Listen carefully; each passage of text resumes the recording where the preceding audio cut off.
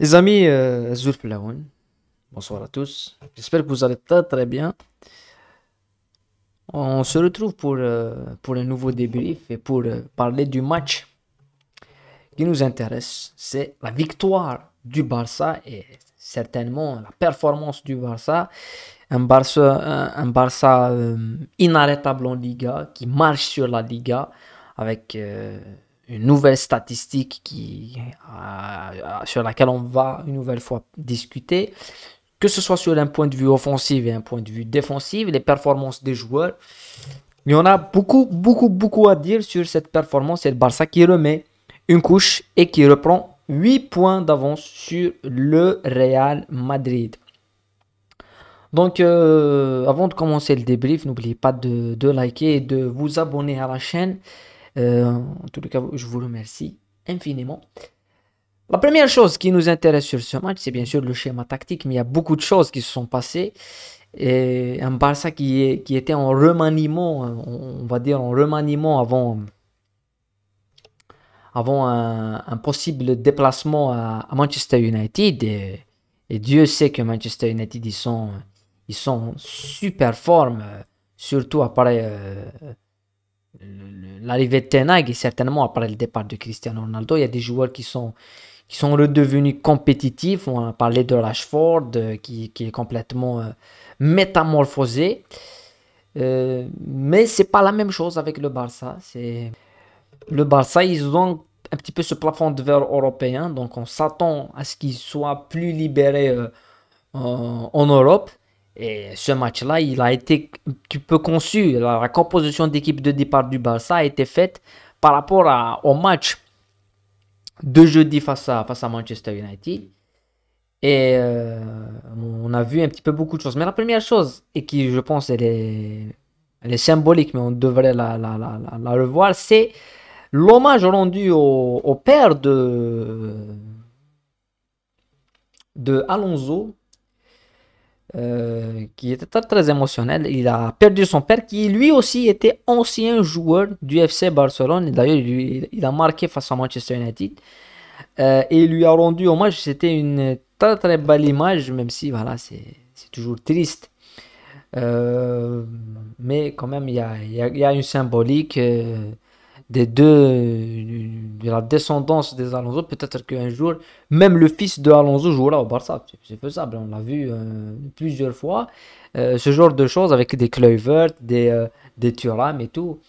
Donc c'était symbolique, mais c'est la première chose à annoncer. La deuxième chose, c'est cette rotation qui vient avant le déplacement à Manchester United avec le maintien de Koundé et de Christensen en défense et la rentrée de Eric Garcia à la place d'Araujo. Araujo laissé sur le banc et Baldé sur un côté. Baldé, il était quasiment en tant qu'ailier. On va parler de son utilisation un petit peu. Mais il y a certainement, on va parler de Ansu Fati qui rentre comme titulaire et Ferran Torres sur le côté de Rafinha qui aura aussi une importance capitale avec bien sûr au milieu de terrain le retour d'un certain Sergio Roberto et bien sûr Gavi qui est maintenu, mais Gavi n'est pas concerné par le prochain match face à Manchester puisqu'il est suspendu, il ne jouera pas face à Manchester et ça c'est une autre chose qui est intéressante à signaler. Donc on a vu une première mi-temps bien maîtrisée mais avec les idées un petit peu de Xavi qui sont assez claires. Certainement, la première idée de jeu qui est devenue un petit peu habituelle, c'est de faire jouer Baldé très haut comme ailier. Baldé, il est quasiment le joueur, l'un des joueurs, le deuxième joueur le plus haut sur le terrain derrière Fati. Lewandowski est très bas. Et justement, avoir cette défense là, sur cette situation, elle est tout à fait normale. Mais la deuxième chose qui est intéressante, c'est de faire rentrer Fati dans le milieu et dans la densité, dans cette situation-là avec Lewandowski. Et justement de permettre au joueur qui joue avec sur un pied un petit peu, sur le faux pied, c'est-à-dire sur un vrai pied, qui va pas être rentré sur son faux pied, comme le fait Rafinha qui joue un petit peu sur ce côté droit et qui rentre sur son autre pied. Et là, on a vu Ferran Torres qui, certainement, aujourd'hui, on a tous vu Ferran Torres. J'ai vu cette photo, elle est un petit peu intéressante. Ferran Torres en mode Ronaldinho, hein. Ah, certainement, c'était Ronaldinho. C'est quand même surréaliste de voir le niveau que propose Ferran Torres sur ce match. Il était vraiment assez étincelant et tout a été fait pour que Ferran Torres il ait justement cette solution pour rentrer sur son faux pied et créer de la différence. Mais ça, on a vu aussi beaucoup de choses. La deuxième chose qui est typiquement euh, de l'ADN Barcelone et du Xavi, c'est cette défense très, très haute. La défense du Barça, elle est vraiment assez haute sur le terrain, c'est surprenant. Et voilà, c'est le risque qu'il faut prendre et que prend Xavi tout souvent et que même Pep Guardiola prenait quand il était au Barça. Et voilà, je pense que c'est des choses qui peuvent pas être corrigées. Si Barça ce soir ils ont encaissé un but sur contre-attaque, et ben ça serait tout à fait normal. Voilà, on dirait que c'est tout à fait normal et qu'on le fait et qu'on le parle et qu'on va chercher un but et voilà, et on va pas changer notre idée de jeu juste parce qu'on encaisse un but. Voilà, ça c'est clair et net. La deuxième chose qui, je pense, elle est intéressante, c'est le rôle qui a été fourni quand on voit le Barça et ce triangle dans le milieu de terrain avec Sergio Roberto, Frankie de Jong et Gavi, qui a fait un match monstrueux. Même Sergio Roberto qui est buteur et passeur, ils ont fait un sacré match. Ce triangle du milieu, il était vraiment assez consistant. Moi, je pense que ils ont fait leur match. Et certainement, quand on parle du triangle, on parlera de Gavi. Moi, je pense que la plus grosse déception que doit avoir le Barça avant de jouer Manchester United, c'est justement l'absence de Gavi. Parce que quand tu vois l'apport de Gavi aujourd'hui, je ne sais pas combien de kilomètres il a couru, je pense que c'est 11-12 kilomètres minimum. Et des kilomètres, c'est dans l'intensité, dans le rythme, dans l'impact, il est souvent là. C'est lui qui fait respirer un petit peu ce milieu de terrain. C'est lui qui amène le ballon, c'est lui qui est souvent à la dernière passe, même si il a quand même beaucoup de déchets dans cette dernière passe, mais il y est dans cette dernière passe. C'est un joueur c'est le Golden Boy. Quand tu vois le match que fait Gavi ce soir, tu te dis oui, il mérite d'avoir ce Golden Boy. Après, pour la performance, Gavi c'est plus un joueur de récupération, plus un joueur d'espace et c'est plus un joueur qui va dans la combativité. Et c'est vrai que quand tu as des joueurs comme on va dire, voilà, on va pas le comparer à Kanté parce que c'est Kanté beaucoup plus défensif, mais dans la récupération, c'est un petit peu le même rôle qu'il a. Il va et charbon sur ce genre de ballon. Et je pense que oui, le maillot du Barça, il est pour quelque chose, pour qu'on voit si dans un autre club, Gavi, il n'aura pas cet impact qu'il a qu'avec le Barça. Et le Barça, il est dans une équipe qui a le ballon presque tout le temps, même si et elle l'a pas dans certaines périodes. Et on l'a vu en deuxième mi-temps, certainement l'absence de Busquets, il n'y a pas de possession. Quand tu n'as pas Busquets, la possession, ça devient très très compliqué. On l'a vu en deuxième mi-temps. Parce que ce genre de joueurs, ils te permettent, Gavi, c'est ça son utilité, c'est quand tu n'as pas le ballon. Il est capable de te sortir une récupération, de te faire respirer. Et c'est dans ces moments difficiles, on l'a vu dans la deuxième mi-temps, parce que la première mi-temps, oui, on a vu un Barça qui maîtrisait, qui a marqué 2 buts et qui a plié le match en 2 minutes avant la fin de la première mi-temps. Mais en deuxième mi-temps, on a vu un Barça de gestion.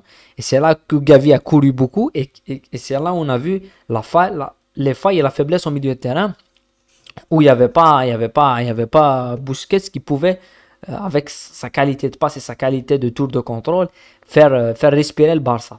La deuxième chose qui en deuxième mi-temps a tenu le Barça, c'était Stegen. Moi, je pense que Stegen, avec sa patte, on la voit, la patte, elle est assez ludique, cette patte. Ter Stegen, il est tout simplement monstrueux cette saison avec une statistique. Le Barça devient la première équipe après 22 journées a encaissé seulement 7 buts en Liga. 22 journées, 7 buts en Liga. Le problème du Barça, c'est plus le championnat d'Espagne. Je pense qu'ils sont au-dessus du championnat d'Espagne. Mais le problème du Barça, premièrement, c'est cette jeunesse qui n'a pas encore assez d'expérience en Europe, parce que à part l'échec en Champions League qui est un gros échec pour Xavi, mais le Barça, ils sont premiers en Liga avec 7 buts encaissés. Je ne sais pas si on se rend compte, 7 buts encaissés en 22 matchs. C'est-à-dire, il y a un match où ils en ont pris 3, c'est face au Real Madrid, donc il te reste 4 buts. Et donc, sur 22 matchs, il y a minimum 15 clean sheets. Minimum 15 clean sheets. Et ils sont sur une série, à part la défaite face au Real Madrid, ils n'ont pas perdu de match.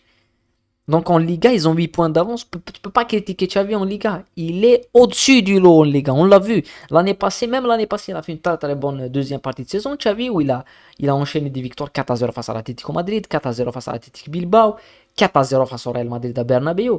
Et c'est vrai que la fin de saison, elle était un petit peu catastrophique, où il a perdu beaucoup de matchs et tout.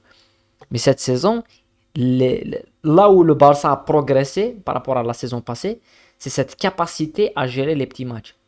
C'est cette capacité. L'année passée, ils perdent contre Cadiz au Camp Nou 1-0. J'ai vu un commentaire, tu disais oui, le Barça, c'est pas un match facile face à Cadix. Le Barça n'a plus gagné face à Cadix au Camp Nou depuis 2022, 2020.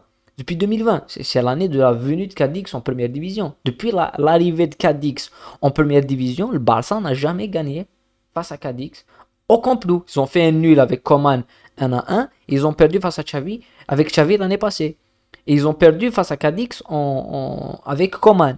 Donc c'est pas un match facile. Et le Barça, on les voit gérer ce genre de match. Ils sont pas sous pression ou ils gèrent ce genre de match. Ils arrivent toujours à trouver la faille parce qu'ils ont quand même des joueurs comme Lewandowski. Lewandowski, son impact sur le match, tu sens qu'à tout moment il va marquer. Et ça fait beaucoup de matchs, 6 matchs qu'il a marqué seulement un but. Mais ça fait partie de la progression du Barça qui gère ce genre de match, qui gère des matchs à l'extérieur. Donc maintenant, est-ce qu'ils vont continuer comme ça? Ils n'auront pas de faux pas, un passage à vide et tout. Ça va être compliqué parce que depuis le début de saison, ils ont perdu un match. Ils n'ont pas de passage à vide. Donc est-ce qu'ils auront un passage à vide? Et les principaux matchs qu'ils auront, ils auront la réception de l'Atlético au Camp Nou. Ils auront un Classico bientôt au Camp Nou. Ils auront Sociedad au Camp Nou, parce que tous les matchs les plus compliqués, ils seront au Camp Nou, ils seront au mois de mars, peut-être avec le retour des joueurs blessés qui seront Dembélé, Busquets et Pedri. Et même avec ça, même avec l'absence des joueurs clés comme Pedri, comme Dembélé, certainement Dembélé, on s'est tous dit, l'absence de Dembélé c'était un élément fort du Barça. C'est dit, oui, Busquets, c'est beaucoup plus compliqué. Mais tu sens qu'ils sont intouchables. Ils sont intouchables en Liga. On parle bien sûr de la Liga. Mais en Europe, il y a une autre étape de progression où le Barça devra bien évidemment progresser. C'est sûr et certain. Mais en tous les cas, la Liga, elle n'est jamais perdue. Elle n'est jamais finie. Ouais, c'est sûr.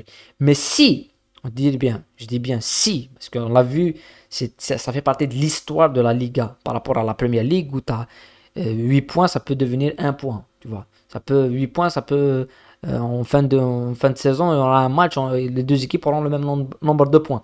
Mais en Liga, si une équipe prend 18 points, pardon, pas 18, mais 12 points d'avance, même si à la fin elle va perdre 1, 2, 3 matchs, je pense qu'elle est pliée. Je dis bien si le Real Madrid fait un autre faux pas et que le Barça gagne, ça va être compliqué pour le Real. Mais 8 points, c'est encore jouable. Parce que j'ai vu des gens qui me disaient j'ai enterré le Real Madrid. Non, j'ai pas enterré le Real Madrid. J'ai dit que le Barça est en mode champion et le Barça est en mode champion. Sur les 22 matchs, 7 buts encaissés. C'est cette statistique qui est frappante. 7 buts seulement. Et c'est vrai que même si on va prendre le Barça, si le Barça, ils arrivent à perdre face au Real, au Bernabéu, ils perdent contre le Real au Camp Nou, mais qu'ils continuent à frapper des Cadix, des Levante, pas des Levante, ils sont en deuxième division, mais voilà, des Sociedad, ils les frappent comme ils font souvent, ben ils seront champions. Parce qu'on a vu le Real Madrid de Mourinho, il s'est fait tabasser par le Barça de Guardiola, mais c'est le Real Madrid qui est champion. Donc c'est et même Zidane, il perd face au Barça en championnat souvent, il a perdu souvent face au Barça en championnat, mais il a gagné des titres. Donc la confrontation directe ne décide pas du titre. C'est des confrontations face à ces petites équipes. En championnat, il faut gérer les petites équipes. Et le Barça, ils sont intouchables en tout cas pour le moment. Voilà, c'est la fin du débrief. Vos tops, vos flops, qu'est-ce que vous avez vu du match.